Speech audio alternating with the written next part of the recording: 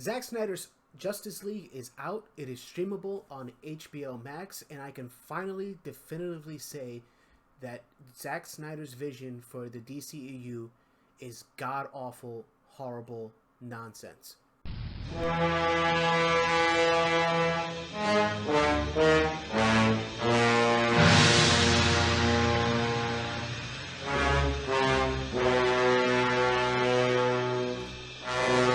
Let's see.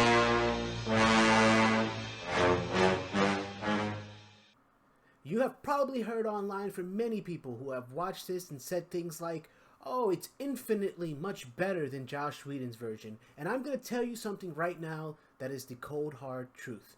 The truth of the matter is that anyone that's saying that is not basing it on what movie they saw. They are not basing it on anything other than outside motivating factors. Now, if you know about Zack Snyder's Justice League, you know about the troubled history of this particular project.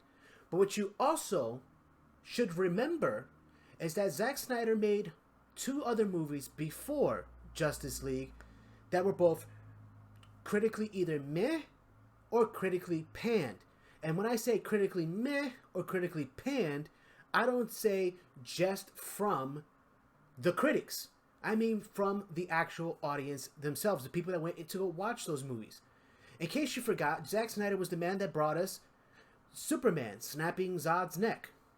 Zack Snyder is the man that brought us the Batman vs. Superman that we all wanted to see and unfortunately can now not unsee.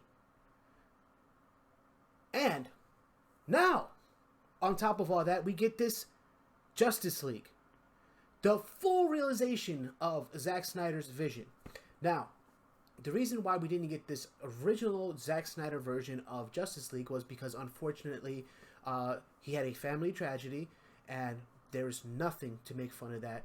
And if you or anybody you know is dealing with some of those thoughts, please contact the National Suicide Prevention Hotline, and please, there are people out there that can help.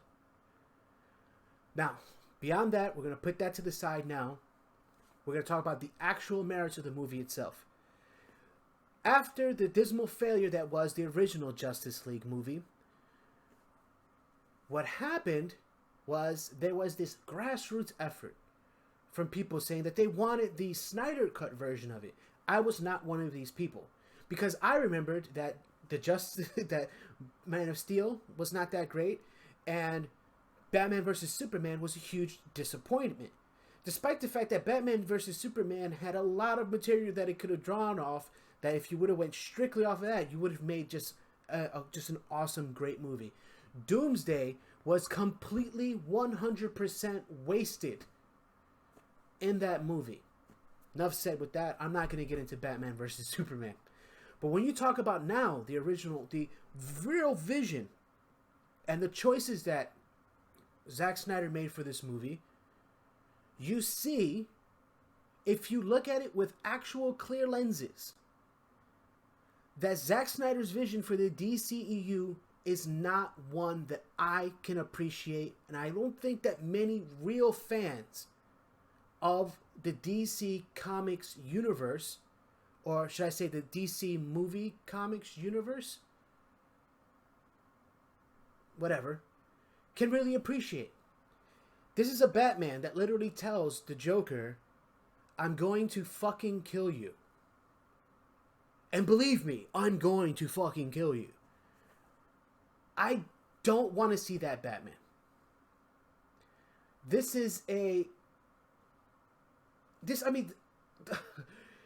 It is 4 hours of non-stop torture, sprinkled with some action scenes, and listen, it's not 100% everything was bad. Steppenwolf in this version looks a ton better than Steppenwolf in the previous version. They went way too humanoid. This one is more like an alien monster sort of figure with really, decent looking armor. The way that they recut some of the action scenes were good. Even though some of them they wholesale left it pretty much exactly the way that it was before. What I did not like is that some of the good things that Josh Whedon did in those things, like injecting some humor into it, they took that out. Completely took that out. And so it leaves it just feeling bland. I mean, there were tons of times with these scenes with like forced exposition, and there was just this malaise that goes over this film where you're like, gosh, can we just move on to the next goddamn part? And with the original Justice League, and it was not good, at least I didn't feel after it was over that I had run a marathon all while standing still. If that makes any sense. It felt horrible. Like, what am I doing here? And then you go through this entire time and you get to this part where they're setting up all these things that will never happen and should never happen. Jared Leto's Joker, even after this movie, is not a Joker that I'm really interested in. When you tell somebody that, you tell Batman that who would give you a reach around? I mean, seriously.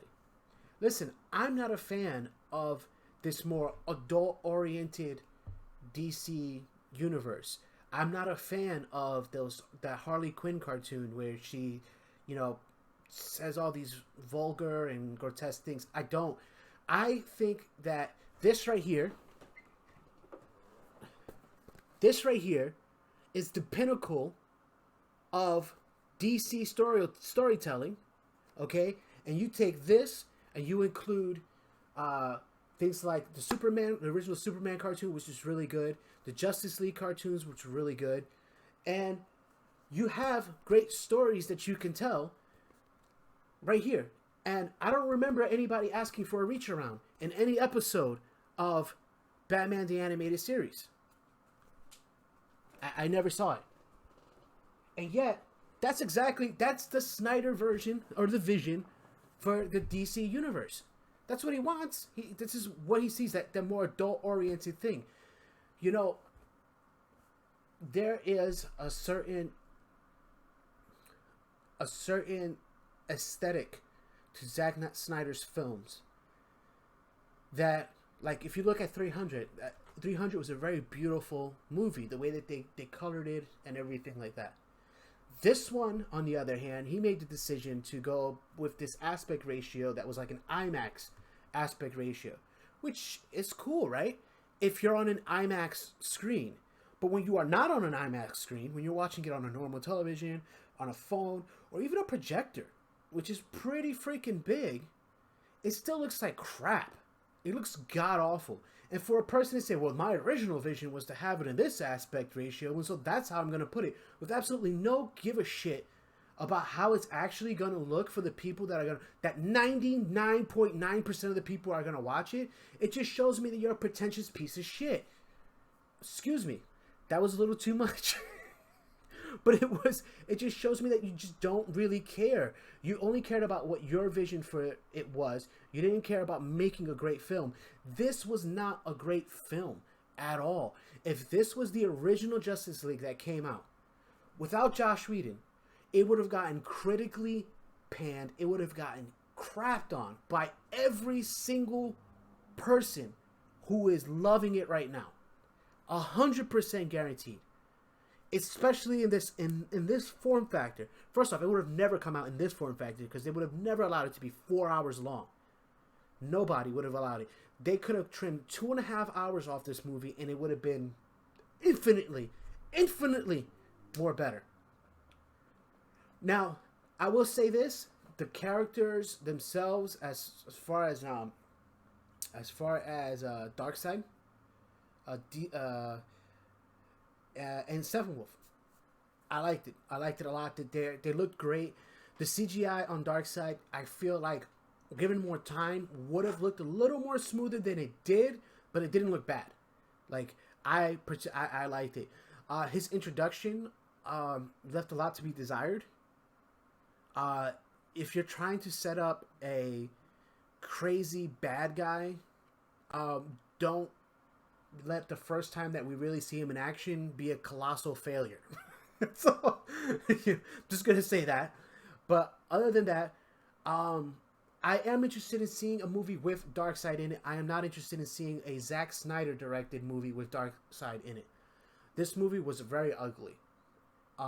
With all the flashing lights and all this stuff going on, it was ugly. It was darkly.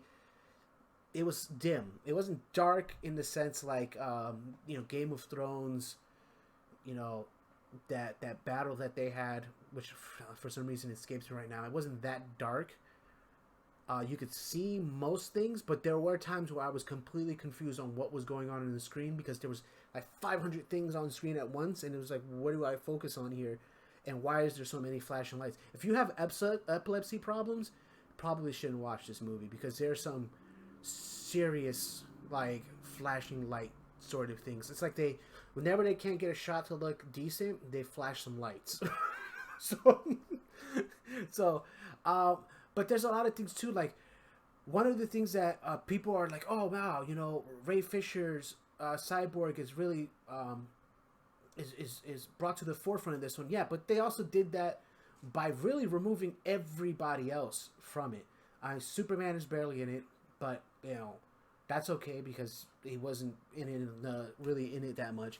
But also you lost a lot of the context between, like, they start this whole sort of romantic thing with Batman and Wonder Woman, and it goes absolutely nowhere whatsoever. Where in the original Justice League movie, you saw it wasn't really a romantic thing in the sense like he was sort of trying to push her to become a leader, to step out of her shell.